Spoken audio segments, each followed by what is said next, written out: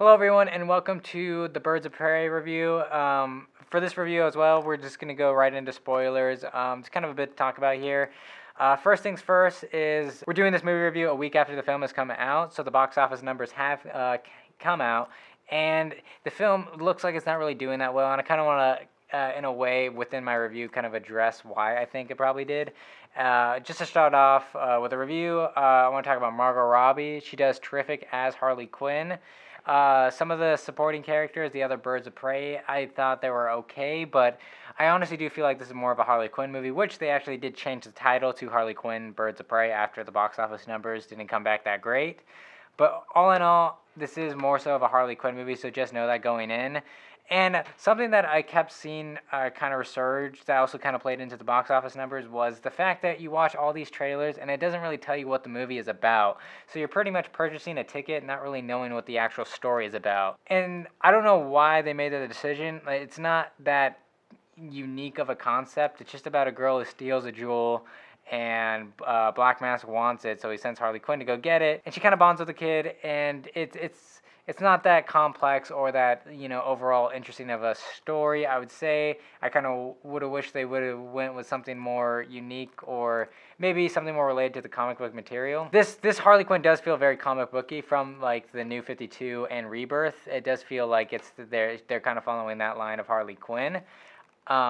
As for the Birds of Prey aspect of the film, honestly, if you're buying a ticket to see the Birds of Prey, I would definitely think that you're gonna get disappointed because the Birds of Prey don't actually even come into play until like the last act of the film, and it's more of a prequel to a Birds of Prey film rather than an actual Birds of Prey movie itself. A big thing that I think also, what I would say is that some of the writing in here isn't that great. I think if they would have spent more time on the script and overall, like, the story, I think they could have had a better film overall. Also, the little girl character, I think they kind of want you to sympathize and like her, but I really did not like her character at all throughout the entirety of the film. Ian McGregor as Black Mask did an incredible job. He was probably the best part of this film, him and Victor Zsasz. I think those were the two highlights of this film. As for just kind of progressing the story from the DCEU, it does an alright job, I guess. It kind of gives you the explanation on why Harley and the Joker broke up. As for a film itself, I thought it was okay. I definitely think it could have been better. Something that just does not make sense is some of the things that happen in this film, like Harley Quinn breaking into the police station and she's like shooting cops with like graffiti grenades in a way, and none of the other cops are really doing anything about it. And it takes her a while to reload this, but nothing really makes sense. And I understand, like, there's a suspension of disbelief when it comes to these kind of comic book movies, but I think when it comes to something as blatant and as, like, big as that, I think the common sense thing would to kind of proceed with the story in the way of, like, the cops actually reacting to that than, her walking into a police station and shooting them all. Also, a big thing that I think also contributed to the box office was the fact that it's rated R. I do think that if they took out a few F-bombs, this film could have been rated PG-13, which would have opened up its audience way more.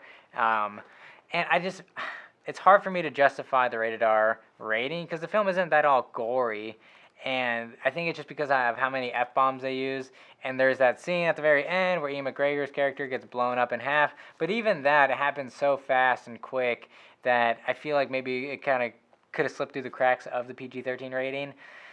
All in all, I thought the film was okay. I would not watch it again. I would recommend you see it, though. I think it's one of the better DC films.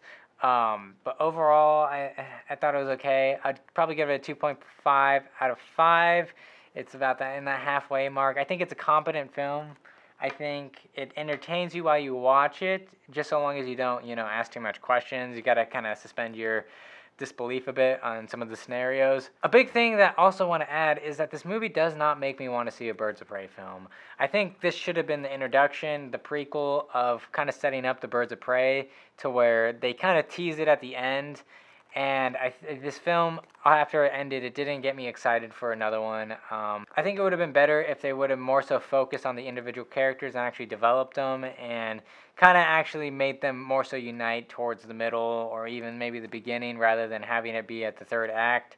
And it kind of had that Suicide Squad situation where they kind of like are like all best friends and family, even though they have only known each other for so long. But yeah, let me know what you guys thought. of Birds of Prey in the comments down below, and kind of just tell me what you think about why it got so low numbers at the box office, and do you want to see a Birds of Prey sequel in the future? Just comment down below, and we'll see you all in the next video.